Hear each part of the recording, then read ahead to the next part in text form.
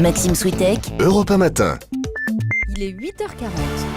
La revue de presse d'Europe 1 Matin. Bonjour Natacha Polony et bonne année. Mais bonjour Maxime, bonjour à tous et bonne année à tous. Bon alors autant vous le dire tout de suite, ce matin, pour les rares qui trouveraient un kiosque ouvert, la lecture ça va être limité. La presse nationale fait relâche, à l'exception de l'équipe qui nous annonce pour 2013 l'année des défis. Mais certains vénards auront leur journal régional. En une, sans surprise, il y a des bons vœux. Donc Centre Presse et l'Alsace ont choisi la même photo, 4 personnes qui tracent 2013 en lettres de feu. Le Parisien nous annonce 13 raisons d'aimer 2013. Alors, entre nous, ça laisse assez rêveur sur la relativité des choses. Parce qu'honnêtement, de savoir que le PSG pourrait compter parmi les grands clubs européens ou que les Bleus sont bien partis pour la Coupe du Monde 2014, certes, c'est une info, mais moi, ça ne m'émeut pas jusqu'aux larmes non plus. Quant au fait que la bourse se porte bien, le lecteur du Parisien doit avoir compris depuis quelques années que ça n'a pas grand-chose à voir avec ses propres conditions de vie. Allez, pour commencer Natacha, les vœux de François Hollande. Oui, parce que ça c'est le passage obligé, un commentaire des vœux présidentiels, tout journaliste s'y colle. La Dépêche du Midi a retenu une phrase en une, 2013, le cap sera maintenu. Dans son éditorial, Jean-Claude Soulery est alors là en extase. Parler vrai, engagement politique fort. Même chose d'ailleurs dans Sud-Ouest, doit y avoir un tropisme géographique. Bruno Dive lui donne un satisfecit, à une petite nuance près. Un peu nerveux dans les premiers instants, il s'est peu à peu détendu, sans que l'on sache si la nuit sur le parc de l'Élysée qui servait d'arrière-plan avait valeur de symbole à l'aube d'une année 2013 qui s'annonce particulièrement rude. Mais alors, les lecteurs de Clermont-Ferrand et de la région parisienne auront un autre son de cloche. Dans la montagne, Jacques Camus s'interroge sur ce qu'il appelle des vœux de nouvel élan. Conclusion, François Hollande n'a donné aucune raison à ses adversaires politiques, à droite comme à gauche de la gauche, d'être rassurés.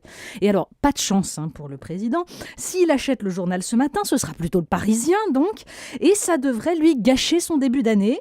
Hollande expédie ses vœux. 8 minutes, s'insurge Rosalie Lucas. Et alors la description, très marquée, regard fixe, débit mitraillette. Sur le fond, c'est Pierre Aski qui résume le mieux sur le site Rue 89. Inverser la courbe du chômage d'ici un an, il faudra y parvenir coûte que coûte, a dit le président. Rendez-vous donc au vœu du 31 décembre 2013 avec les derniers chiffres de Pôle emploi.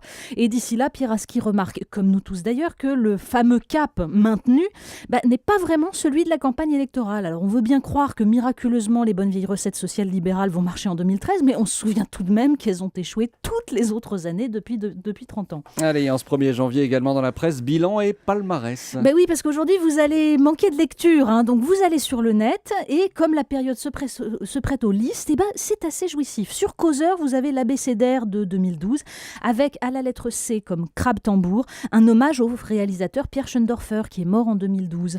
Et à cette phrase tirée du film en question, le choix de l'homme n'est pas entre ce qu'il croit le bien et le mal, mais entre un bien et un autre bien. Alors ça, c'est à méditer dans une époque où certains nous sommes de choisir entre le camp du bien et le camp du mal. Alors sur le site Rajmag, le palmarès des personnalités françaises à pendre avant 2013. Carrément. C'est méchant à souhait et c'est très drôle. Jean-François Copé, par exemple. Pourquoi on le pend ? Parce qu'on est de gauche et qu'on a déjà lâché trop de mou. Parce qu'on est de droite et qu'on veut une chance de gagner face à la gauche.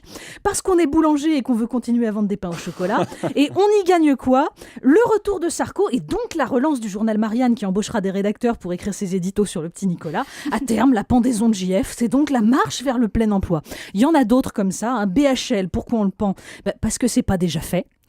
Et David Guetta, pourquoi on le pend ?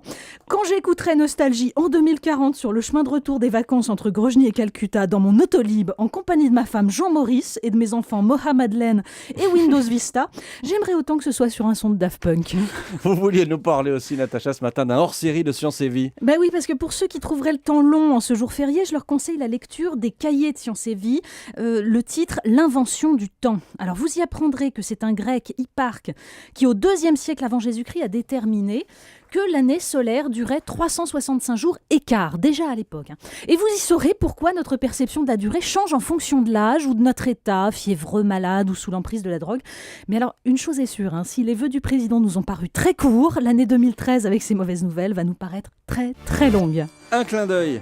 Oui, pour ceux qui émergent et qui sentent leurs cheveux pousser, il y a de nombreux sites internet qui se penchent sur leur cas. Le Huffington Post nous apprend comment gérer la gueule de bois, comment la prévenir et Et surtout, ils mettent un terme aux fausses croyances. Non, boire un petit verre au réveil, ça n'aide pas. Pas plus que de boire des boissons acides comme le Coca-Cola. Au contraire. Donc, puisqu'il est déjà trop tard pour boire un verre d'eau par dose d'alcool, vous pouvez toujours lire le site Atlantico qui nous apprend que la revue scientifique Journal of Food Science a découvert le remède contre la gueule de bois, l'asperge. Riche en acides aminés et en sels minéraux, l'asperge permettrait en effet d'éliminer les toxines présentes dans l'organisme suite à l'absorption d'alcool. Il y a un petit problème, la saison des asperges, c'est plutôt mai-juin. Alors moi, je propose qu'on déplace le réveillon. Allez, bonne année à tous. Bonne année encore une fois et merci Natacha Polony. À demain.